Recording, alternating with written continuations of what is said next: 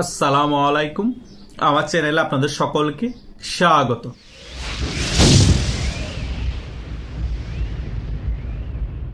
বাংলাদেশের বর্তমান পরিস্থিতি দেখে মনে হচ্ছে বাংলাদেশে আরেকটি নজিরবিহীন ঘটনা ঘটতে চলেছে।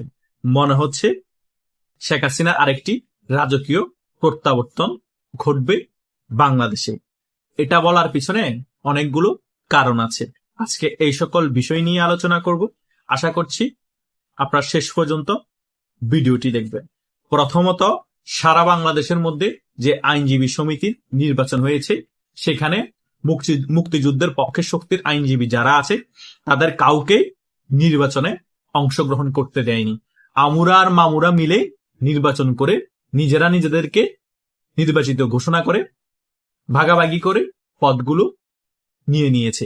কিন্তু 70% আইনজীবী এই আমুরা আর মামুদের নির্বাচনকে বয়কট করেছে এবং এই সরকারের উপর একটি অঘোষিত কু করেছে। এটা একটি গুড সাইন আওয়ামী লীগের জন্য। এবং অনেক আইনজীবী বলা শুরু করে দিয়েছে আওয়ামী লীগ খুব শীঘ্রই আইনের মাধ্যমে বাংলাদেশের রাজনীতিতে ফিরে আসবে। সো বুঝে নিতে পারেন, আওয়ামী লীগ যদি বাংলাদেশের রাজনীতিতে খুব শীঘ্রই ফিরে আসে, তাহলে শেখ হাসিনাও খুব শীঘ্রই বাংলাদেশে ফিরে আসছে। শুধু তাই নয়, ব্যবসায়ীরাও কিন্তু এই সরকারের উপর নাখোশ। কেন নাখোশ? কারণ অনেক ব্যবসায়ীদেরকে আওয়ামী লীগের দোষর ট্যাগ লাগিয়ে তাদের অনেক টাকা সিজ করে রেখেছে, তাদেরকে ঠিকভাবে ব্যবসা করতে দিচ্ছে না, এবং সালমান এফ রহমানের মতো এত বড় ব্যবসায়ীকে জেলের ভিতর ভরে রেখেছে। সো সারা বাংলাদেশে অনেক গার্মেন্টস সেক্টর বন্ধ হয়ে যাচ্ছে। অনেক ব্যবসায়ীরা টাকা লগ্নি না করার কারণে অনেক ব্যবসা প্রতিষ্ঠানও বন্ধ হয়ে যাচ্ছে এবং বাংলাদেশ অর্থনৈতিকভাবে একেবারেই দুর্বল হয়ে যাচ্ছে।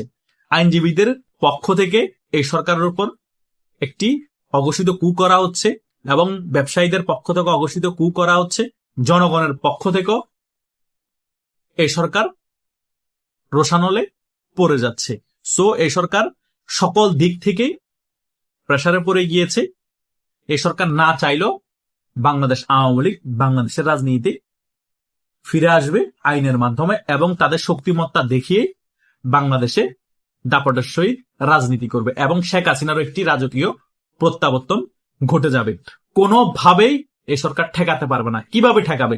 ব্যবসায়ীরা এই সরকারের সাথে নাই, আইনজীবীদের মধ্যে 60 থেকে 70% এই সরকারের সাথে নাই, সাধারণ জনগণ এই সরকারের সাথে নাই, মুক্তিযুদ্ধের পক্ষের শক্তি যে সকল জনগণ আছে 50 থেকে 60% তারা এই সরকারের সাথে নাই।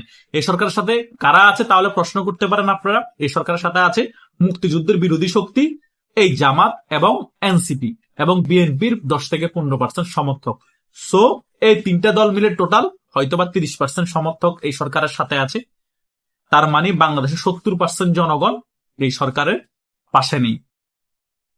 এটা কিন্তু আওয়ামী লীগের সফলতা না, এই ডক্টর ইউনূস এবং এই বিএনপি সরকারের বিফলতার কারণে এই বিএনপি সরকারের এই অবস্থা হয়েছে এবং আওয়ামী লীগের জনপ্রিয়তা এতটুকু শীর্ষ অবস্থান করছে। আওয়ামী লীগের জনপ্রিয়তা 5 আগস্টের আগে কিন্তু এত পর্যায়ে ছিল না। বিএনপির জনপ্রিয়তাই বেশি ছিল, এটা বাস্তবতা। কিন্তু বিএনপির কিছু কার্যক্রম, জামাত শিবির এবং ডক্টর ইউনূসের কার্যক্রমের কারণে বাংলাদেশের মানুষ অন্তত মন্দের ভালো আওয়ামী লীগের পক্ষে এসে দাঁড়িয়েছে এবং আওয়ামী লীগ যে বাংলাদেশের মতো দেশের জন্য মন্দের ভালো সেটা সাধারণ জনগণ বুঝতে পেরেছে এবং শেখ হাসিনার মতো নেতৃত্ব যে বাংলাদেশ আর আসবে না সেটা সাধারণ মানুষ একেবারে ক্লিয়ার হয়ে গিয়েছে। সো বাংলাদেশের নজিরবিহীন ঘটনা ঘটার সম্ভাবনা এখন খুবই বেশি এবং শেখ হাসিনার আরেকটি রাজকীয় প্রত্যাবর্তনও ঘটে যাওয়ার সম্ভাবনা খুবই বেশি। সো দেখা যাক আর কয় মাসের মধ্যে বাংলাদেশে কি পরিস্থিতি তৈরি হয়।